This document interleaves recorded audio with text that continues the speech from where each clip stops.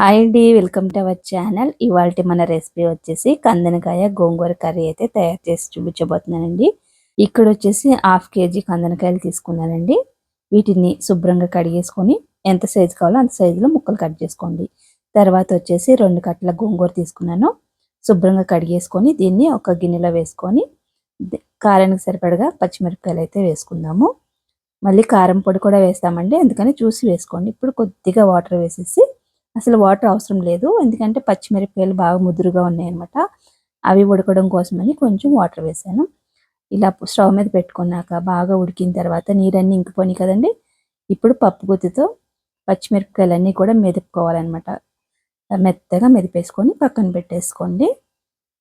ఇందులో వచ్చి కారం బయటికి రావాలన్నమాట, అలా మెదపాలి. ఇప్పుడు స్టవ్ వెలిగించుకొని ప్యాన్ పెట్టుకొని కొద్దిగా కర్రీకి సరిపడగా ఆయిల్ వేసుకొని పచ్చిమిరపకాయలు అలానే ఉల్లిపాయలు వేసుకొని అలానే కొంచెం పసుపు ఉప్పు కూడా వేసుకొని బాగా వేయించేసుకోండి. తర్వాత వచ్చేసి అల్లం వెల్లుల్లి పేస్ట్ ఒక స్పూన్ వేసుకున్నాను. తర్వాత పచ్చివాసన పోయేంత వరకు వేయించేసుకున్న తర్వాత ఇప్పుడు కందనకాయ ముక్కలు వేసేస్తున్నాను. కందనకాయలు వేసేసిన తర్వాత మళ్ళీ ఒకసారి అంతా కూడా కలిపేసుకోండి. ఇలా మొత్తం కలిపేసుకున్న తర్వాత మూత పెట్టుకొని వాటర్ వస్తే ఆ వాటర్ తోటే కందనకాయలు బాగా ఉడికిపోవాలన్నమాట. గోంగూర లాస్ట్లో వేసుకోవాలండి, ఫస్టే వేసేస్తే కందనకాయలు ఉడకవన్నమాట. సేమ్ ఇదే ప్రాసెస్లో మనం చికెన్ గోంగూర కూడా ఇలానే చేసుకోవాలి. ఇక్కడ వచ్చేసి కందనకాయలు బాగా ఉడికినాయండి. ఇప్పుడు కొంచెం కారం అయితే వేస్తున్నాను, తర్వాత ధనియాల పొడి, తర్వాత వచ్చేసి గరం మసాలా వేసుకొని మళ్ళొకసారి అంతా కలిపేసుకోండి. కారం మసాలాలు వేసిన తర్వాత 1 నిమిషం పాటు వేయించుకొని తర్వాత కొద్దిగా వాటర్ వేసుకొని మళ్ళీ ఆ వాటర్లో మనకి కందనకాయలు ఇంకొంచెం ఉడకాలి.